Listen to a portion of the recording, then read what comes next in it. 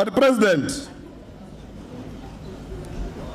as we celebrate these achievements of the African National Congress, we must acknowledge that there is a disaster happening in the country, the biggest disaster of youth unemployment.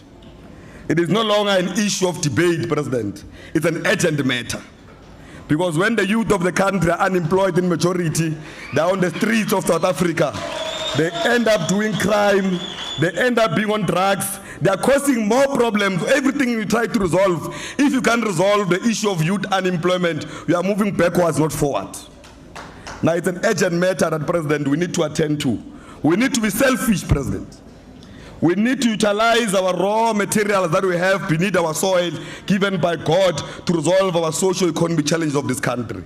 It can be, President, that a country, a continent like Europe, that has got no raw materials, but their secondary and tertiary industries are thriving, creating employment for the youth using our own raw materials.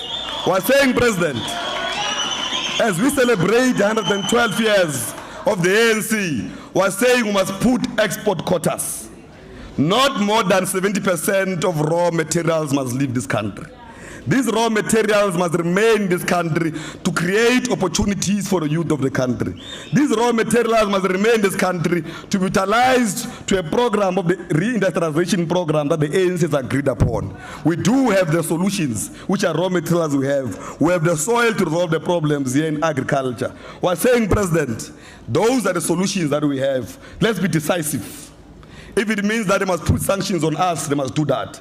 Let's use our resources to resolve our own problems. And we've resolved that. We have shown bravery, President, when you attended the issue of Israel. And we're very proud of you, President. You are the most fearless president.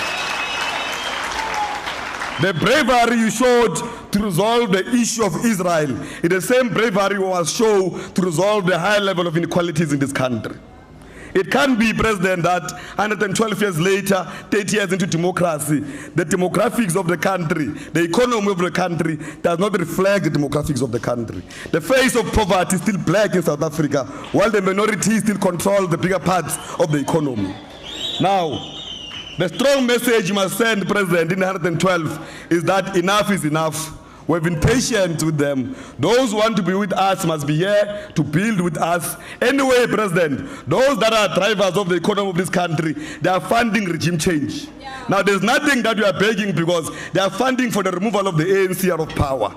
It is clear that the banks, everyone wants to take the ANC out of power. Now, what are we begging, President? We must be decisive. The most important thing that, President, we must move on, as I conclude, National Chair, is that it can be that the financial sector is managed by few monopolies of few banks in this country.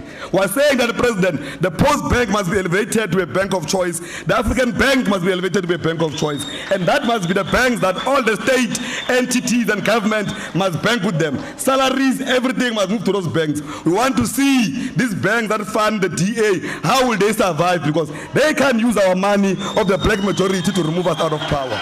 Now we're saying, President, let's cut the cake. Let's celebrate. Don't be scared to speak about our achievements and to speak about our challenges. We're saying victory is certain. The ANC will win. The ANC will come out victorious. We'll win all the wars, all the metros. We'll win all the provinces. There is no collusion discussions we're going to because we're going to have enough majority to govern on our own and deliver the manifesto of the ANC. Amandla.